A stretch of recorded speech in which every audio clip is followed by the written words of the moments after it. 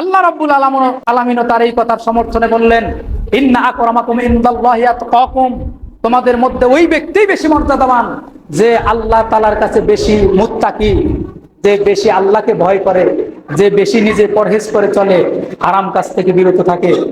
রাসূল সাল্লাল্লাহু আলাইহি ওয়াসাল্লামের জামানায় দুইজন লোক বংশ নিয়ে অহংকার করতেছিল, নিজেদের বংশ নিয়ে অহংকার করতেছিল। বংশীয় গরিমা আছে না মানুষের, বংশ নিয়ে গর্ব করে। তো রাসূল সাল্লাল্লাহু আলাইহি ওয়াসাল্লাম তাদেরকে বললেন, শোনো, মুসা আলাইহিস সালামের জামানায় দুইজন লোক বংশ নিয়ে অহংকার করতেছিল। একজন লোক বলল আমি অমুকের ছেলে অমুক, সে অমুকের ছেলে, সে অমুকের ছেলে, সে অমুকের ছেলে, এইভাবে বলতে বলতে বলতে বলতে 9 পুরুষ পর্যন্ত সে গণনা করলো। কয় পুরুষ?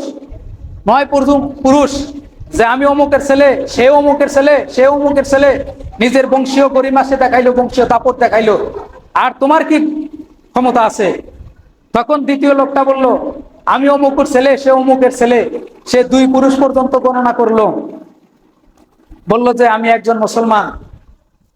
তখন তারা যখন মারা গেলেন, আল্লাহ রাব্বুল আলামিন বললেন, হে 9 পুরুষ পর্যন্ত গণনাকারী, তুমি যে 9 পুরুষের নাম নিছাও তারা সবাই জাহান্নামে।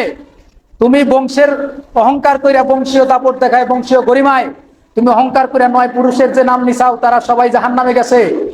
তুমিও তাদের 10ম জন, তুমিও জাহান্নামে চলে যাও।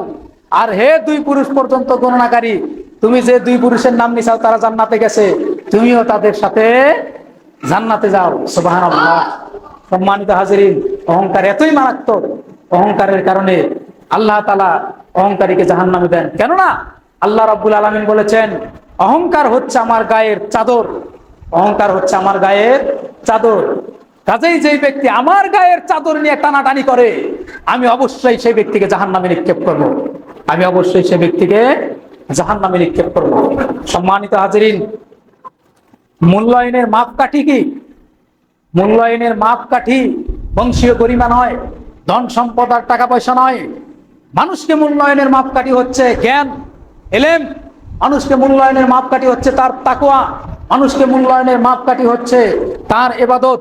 কেননা আল্লাহ রাব্বুল আলামিন বলেন, ইন্না আকরামাকুম ইনদাল্লাহি আতকাকুম, অবশ্যই অবশ্যই আল্লাহ তাআলার কাছে ওই ব্যক্তি সবচাইতে বেশি মর্যাদাবান।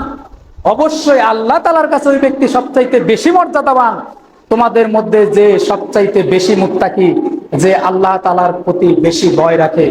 সম্মানিত হাজিরিন, এর বাস্তব উদাহরণ রয়েছে। রাসূল সাল্লাল্লাহু আলাইহি ওয়াসাল্লামের পাশ দিয়ে একজন লোক যাইতেছিলেন। তখন রাসূল সাল্লাল্লাহু আলাইহি ওয়াসাল্লাম সাহাবায়ে রিদওয়ানুল্লাহি তাআলা আজমাইনকে জিজ্ঞেস করলেন, এই ব্যক্তির ব্যাপারে তোমরা কি বলো?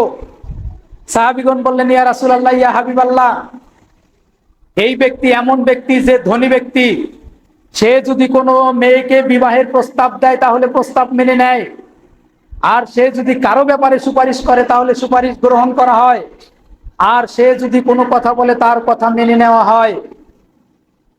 এই ধনী ব্যক্তি সম্পর্কে সাহাবীরা এরকম বললেন।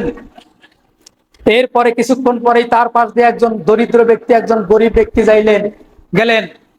তখন রাসূল সাল্লাল্লাহু আলাইহি ওয়াসাল্লাম বললেন যে, হয়ে আমার সাহাবীগণ, এই ব্যক্তি সম্পর্কে তোমরা কি বলো? তখন সাহাবীগণ বললেন, ইয়া রাসূলুল্লাহ, ইয়া হাবিবাল্লাহ, এই ব্যক্তি হচ্ছে এমন ব্যক্তি যে সে যদি কোনো মেয়েকে বিবাহের প্রস্তাব দেয় তাহলে প্রস্তাব মেনে নেয় না, আর সে যদি কারো ব্যাপারে সুপারিশ করে সুপারিশ গ্রহণ করা হয় না, সে যদি কোনো কথা বলে তার কথা মেনে নেওয়া হয় না। রাসূল সাল্লাল্লাহু আলাইহি ওয়াসাল্লাম সাহাবায়ে রিদওয়ানুল্লাহি তাআলা আজমাইনকে সাবধান করে বললেন, ওহে আমার সাহাবে আজমাইন, তোমরা শুনে রাখো, এই যে দরিদ্র ব্যক্তি যার সম্পর্কে তোমরা নেতিবাচক কথা বলছো, এই একজন দরিদ্র ব্যক্তি, একজন নিরহংকারী ব্যক্তি গোটা পৃথিবী ভর্তি অহংকারী ব্যক্তির চাইতে আল্লাহ তাআলার কাছে বেশি মর্যাদাবান, বেশি উত্তম। সুবহানাল্লাহ। সম্মানিত হাজিরিন, কাজেই মানুষকে মূল্যায়নের মাপকাঠি কি? মানুষকে মানুষ এই বংশীয় গরিমার, টাকা পয়সা, ধন দৌলত দেখে মূল্যায়ন করত। রাসূল সাল্লাল্লাহু আলাইহি ওয়াসাল্লাম এই প্রথাকে বিলুপ্ত করে দিলেন। বললেন, তোমাদের মধ্যে যেই ব্যক্তি সবচাইতে বেশি পরহেজগার, যে ব্যক্তি সবচাইতে বেশি তাকওয়াবান, যার জ্ঞান বেশি, যে ব্যক্তি ইবাদত বন্দেগী বেশি করে, সেই ব্যক্তি মর্যাদাবান। আল্লাহ রাব্বুল আলামিন তার এই কথার সমর্থনে বললেন, ইন্না আকরামাকুম ইনদাল্লাহি আতকাকুম, তোমাদের মধ্যে ওই ব্যক্তি বেশি মর্যাদাবান যে আল্লাহ তাআলার কাছে বেশি মুত্তাকি, যে বেশি আল্লাহকে ভয় করে, যে বেশি নিজে পরহেজ করে চলে, হারাম কাজ থেকে বিরত থাকে, সেই ব্যক্তি হচ্ছে বেশি মর্যাদাবান। সম্মানিত হাজিরিন, দুইটা জুমার আলোচনার সারমর্ম হচ্ছে অহংকার একটা মারাত্মক ব্যাধি, অন্তরের ব্যাধি।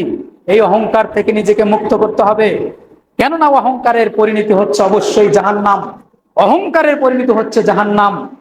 আর সম্মানিত হাজিরিন, অহংকার মুক্ত থেকে নিজেকেই সবচাইতে বড় পাপী মনে করতে হবে, যে আমি কি সবচাইতে বড় পাপী, আমার চাইতে বড় গুনাহগার আর কেউ নাই, আমার চাইতে বড় গুনাহগার আর কেউ নাই, এভাবে নিজেকে মনে করতে হবে।